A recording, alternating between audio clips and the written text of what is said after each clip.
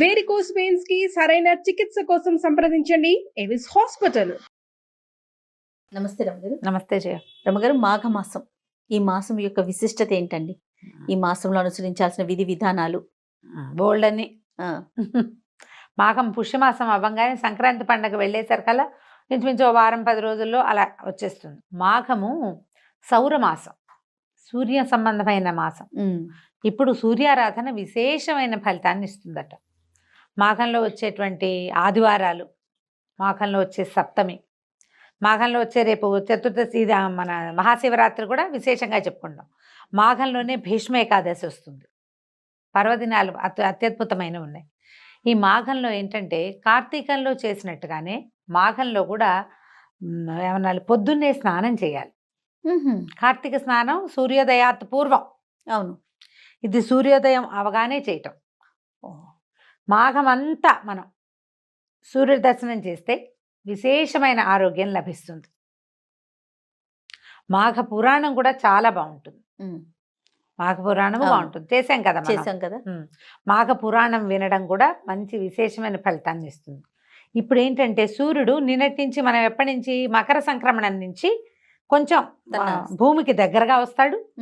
దగ్గరగా రావటం, ఉత్తరం వైపుకి వాలి మనకి ఉదయించటం, తేజరిల్లటం, సౌరశక్తి పెరగటం మొదలు పెడుతుంది అనమాట. భూమికి కొంచెం దగ్గరగా వస్తాడు. ఇలాంటప్పుడు గనక మనం సూర్యారాధన చేస్తే ఆరోగ్యానికి మంచిది, ప్రకృతికి మేలు చేసే ఆరాధన ఏంటంటే సూర్యారాధన. సూర్యుడు ప్రత్యక్ష నారాయణ స్వరూపం కదా. ఇప్పుడు మనం మామూలుగా చెప్పుకుంటాం సృష్టి స్థితి లయకారకులు. సృష్టికారకుడు బ్రహ్మ, స్థితికారకుడు విష్ణువు, లయకారకుడు శివుడు. స్థితికారకుడు అంటే విష్ణువు ఏం చేస్తాడు, మనని కాచి కాపాడతాడు కదా. ఆ కాచి కాపాడే దాంట్లో మనకి ఆహారాన్ని ఇవ్వడము, ఆరోగ్యాన్ని ఇవ్వటం అనేది ఒక ప్రత్యేకమైన సెషన్ కదా, ఒక ప్రోగ్రామ్. ఆ ప్రోగ్రాంకి అధిపతి సూర్యుడు. సూర్యుడి వల్లే మనకి పంటలు పండుతాయి, సూర్యరశ్మి వల్లే ఆరోగ్యం, సూర్యుడి వల్లే మన రోజు, మన దినం గడుస్తుంది కదా. ఏ దినం, అనుదినము మనకి సూర్యుడు కనపడాల్సింది. ఏ రోజున సూర్యుడు లేడో ఆ రోజున చీకటిగా ఉంటుంది జీవితం. సూర్యుడు లేకపోతే పచ్చదనం లేదు. పచ్చదనం లేకపోతే పంట లేదు, పంట లేకపోతే తిండి లేదు, తిండి లేకపోతే మనిషి లేడు. ఇంకా సైకిల్ కదా ఇదంతా. సో ఇప్పుడు వచ్చేటువంటి సూర్యుడిని ఆరాధించడం చాలా విశేషమైంది. మాఘంలో ప్రత్యేకంగా మామూలుగా మనకు ఆదివారాలు, సప్తమి తిథులు సూర్యుడికి సంబంధించినవి. రవివారం అంటాం ఆదివారం కదా, సండే కాబట్టి ఈ ఆదివారం నాడు, మామూలు ఆదివారాలు ఎట్లా చేసుకుంటాం మనం, మామూలు అది మన ఆట విడుపుగా ఉంటుంది. మాఘాదివారాలు పర్వదినాలు.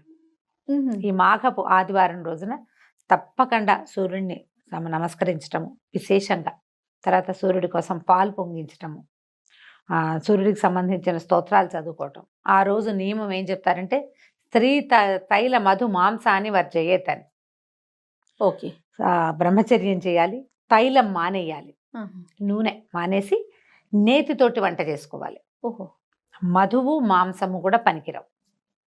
ఏదైనా తాగటం కానీ మాంసాహారం కానీ నిషేధించబడింది. సంవత్సరం అంతా మీరు నిషేధంలో ఉన్నా లేకపోయినా కనీసం ఈ మాఘమాసంలో ఉన్న 4 ఆదివారాలని క్యాలెండర్లో టిక్ చేసుకుని ఆ 4 days అయినా మానేయచ్చు. అంటే మానేయండి అంటే ఎలా ఉంటుంది, ఆజ్ఞగా ఉంటుంది. ఆజ్ఞ కాదు, మానేయాల్సిందే అని చెప్పట్లేదు. మానేస్తే మీకు మంచిది. ఇప్పుడు ఇవన్నీ కూడా దేశానికి మన కూడా ప్రయోజనం ఏమి లేదు, వారికే కదా, మన సొంతానికి మనకి కదా. నువ్వు ఎవరైనా ఒకళ్ళు మానేస్తే వాళ్ళకి ఆరోగ్యం, ఇంట్లో ఒకళ్ళు మానేస్తే మిగిలిన వాళ్ళకి ఆరోగ్యం రాదు కదా.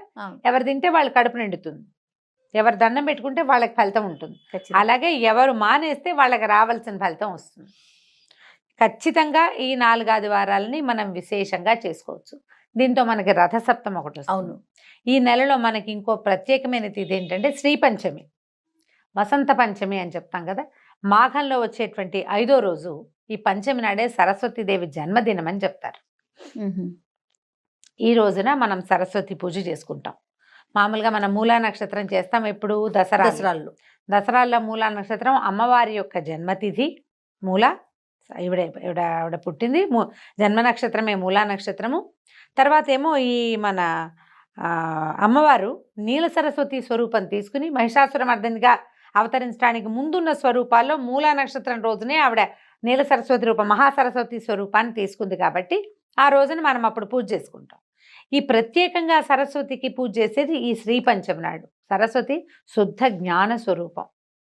సరస్వతి ఆరాధన వల్ల జ్ఞానం వస్తుంది. అదేమిటి ఓన్లీ చదివేనా జ్ఞానం అంటే? కాదు కదా, బుద్ధి కదా, బుద్ధి. అది అన్ని రకాలుగాను. ఇప్పుడు బియ్యం జరగాలి, అదో జ్ఞానం కదా. అవును. అవి ఎక్కడి నుంచైనా ఏదైనా ఒక ఊరు ప్రయాణం చేయాలంటే దానికి కావాల్సిన వివరాలన్నీ తెలుసుకోవాలి, వివరాలన్నీ గుర్తుపెట్టుకోవాలి. అవన్నీ జ్ఞానానికి సంబంధించిన విషయాలు. అవును. ఓ ఊరు, ఓ ప్రాంతము, ఓ విషయము, జనరల్ నాలెడ్జ్ అంటాం కదా దాన్ని మనం. ఈ నాలెడ్జ్ జ్ఞాన సంబంధమైన వ్యవహారం. అది ఆ జ్ఞాన సంబంధమైన విషయాలని సరస్వతి దేవితోటి రిలేట్ అయి ఉంటాయి. ఈ శ్రీ పంచమి రోజున ఎవరైతే శ్రద్ధగా సరస్వతిని ఉపాసిస్తారో వాళ్ళకి జ్ఞాన సముపార్జనకు అవకాశం లభిస్తుంది. అందుకని విద్యాభ్యాసాలు అవి చేసేటప్పుడు ఈ మన పిల్లలకి అక్షరాభ్యాసం చేయించాలంటే మూలా నక్షత్రం నాడు కుదిరితే కుదిరింది, లేకపోతే ప్రధానంగా ఈ సరస్వతి పూజ రోజున శ్రీ పంచమి నాడు చేయిస్తాం. అవును. ప్రఖ్యాతమైన సరస్వతి ఆలయాలు మనకి చాలా ఉన్నాయి. మాఘంలో కిటకిటలాడుతూ ఉంటాయి అవి. అమ్మవారు ఈ రోజు జన్మించింది అని చెప్తారు శ్రీ పంచమి నాడు.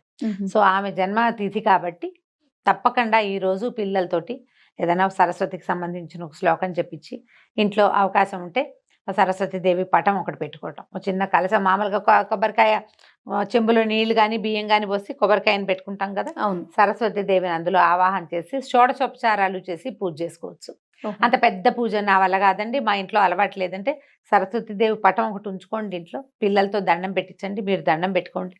మనకు కూడా జ్ఞానం ఉండాలి. జ్ఞానానికి సంబంధించిందే జ్ఞాపక శక్తి కూడా. రేపొద్దున పెద్ద అయ్యాక మనకి ఏ డిమెన్షియావో అల్జైమర్సో రాకుండా ఉండాలంటే ఏదైనా మనకి జ్ఞాన సంబంధమైన దేవత పూజ చేసుకుంటే కదా ఆమె గురించిన శ్లోకాలు, స్తోత్రాలు, సరస్వతి స్తవము బోళ్ళని దొరుకుతాయి. మామూలుగా మనం చెప్పించుకునే సరస్వతి నమస్తుభ్యం ఎలాగూ ఉంది. ఏదైనా ఒకటి చక్కగా చదువుకుని అమ్మవారికి దండం పెట్టుకోవటం, శ్రీకారాలు పుస్తకాల్లో శ్రీకారం రాసుకోవటం, ఆ రోజు ఖచ్చితంగా పిల్లల్ని కాసేపు చదివించటం, తప్పకుండా ఏదైనా దేవాలయానికి తీసుకెళ్ళటం. సరస్వతి ఆలయానికి వెళ్ళగలిగితే జనం అంతా అక్కడికే చేరుతారు. మనం ఇంట్లోనే ఓం ఓం అని పూజ చేసుకున్నా సరిపోతుంది. ఈ మాఘంలో చేసేటువంటి ఈ ప్రత్యేక సరస్వతి పూజ కూడా మనకి విశేషమైన ఫలితాన్ని ఇస్తుంది. ట్రై చేసి చూడటమే. ఇప్పుడు ఒక పూజ చేస్తాం, పూజ చేయగానే సడన్గా ఎక్కడి నుంచి ఒక పుస్తకం రాలిపడి మన నెత్తిలోకి ఎక్కిపోదు. అవును, నిదానంగా కదా, నిదానంగా వెళ్తుంది. జ్ఞాన సముపార్జనకి అవకాశం లభించే రోజు కాబట్టి ఈ రోజున మనం ఏదైనా కొత్త పుస్తకం చదవటం మొదలు పెట్టడం, కొత్త శాస్త్రం మొదలు పెట్టుకోవటం, సబ్జెక్టు కొత్తది. ఈ రోజునే మనం ట్యూషన్స్ కానీ ఎక్కడికైనా పంపించదలుచుకున్నాం అనుకో, సంగీతం పాఠానికి, నాట్యం డ్యాన్స్ క్లాసులకి ఫస్ట్ స్టార్ట్ చేస్తాం. అది ముహూర్తానికి ఇంకా వాళ్ళ నక్షత్రము అవి చూసుకోకర్లే. శ్రీ పంచమి నాడు కొత్త పాఠం మొదలు పెట్టేసుకోవచ్చు. శాస్త్ర విద్య ఏదైనా లాంగ్వేజ్ నేర్చుకోదలుచుకున్న వాళ్ళు కూడా ఈ రోజున ఇక ముహూర్త నియమం లేకుండా చేసేసుకోవచ్చు. మాఘమాసం ప్రధానంగా సూర్యుడు. ఈ నెల రోజులు సూర్యోదయం అవగానే సూర్యుడిని చూసే ప్రయత్నం చేయండి. మీరు క్యాలెండర్లో గుర్తుపెట్టుకోండి. తర్వాత నెల మాఘం తర్వాత ఫాల్గుణ మాసం వచ్చేసరికి సూర్యుడు చొరచొరలాడడం మొదలు పెట్టేస్తాడు. అవును, ఫాల్గుణంలో చూడలేకపోతాం, మాఘంలో చూడగలుగుతాం. సన్ గేజింగ్ అని ఒక ప్రత్యేకమైన ప్రక్రియ ఉంది. ఇదేంటంటే సూర్యోదయం కాగానే గడ్డిలో కానీ మట్టిలో కానీ నిలబడి సూర్యుడిని అలాగే చూడడం. ఓహో, ఆ ఉదయ బింబాన్ని చూడాలి. ఎండకే చూడలేపు, కళ్ళు పోతాయి. ఉదయ బింబమే ఎంత మంచిదో కంటికి ఒంటికి కూడా. చాలా సమస్యలు తీరుతాయట. అంతసేపు చూడకపోయినా సూర్యుడికి లేచి స్నానం చేసేసి దండం పెట్టుకోవాలి. ఆ ప్రయత్నం చేయండి, కుదిరిన వాళ్ళు చేయండి. అంతే. పిల్లలు పొద్దున్నే లేచి చదువుకునే పిల్లలు ఉంటే వాళ్ళతోటి సూర్యబింబానికి ఒక నమస్కారం చేయించండి. ఆ సూర్యకిరణాన్ని ఆస్వాదిస్తే మీకు ఏంటంటే స్కిన్ ప్రాబ్లమ్స్ తగ్గిపోతాయి, బ్రెయిన్ షార్ప్ అవుతుంది. అసలు ఆరోగ్యం భాస్కరాది ఇచ్చేదన్నారు. ఒకవేళ మీరు స్నానం చేసేసి తయారుగా ఉంటే చక్కగా సూర్యబింబానికి ఎదురుకుండా నిలబడి ఆదిత్య హృదయం చదువుకోండి. దానివల్ల కూడా ఎంతో మంచి ఫలితం లభిస్తుంది. తప్పకుండా ఇన్ని ఫలితాలు ఇచ్చే మాఘమాసాన్ని ఆరోగ్యాన్ని ఇచ్చే మాసంగా ఎవరి కావాల్సిన పద్ధతిలో వాళ్ళు మార్చుకుంటే మంచిది. తప్పకుండా. నమస్తే. నమస్తే.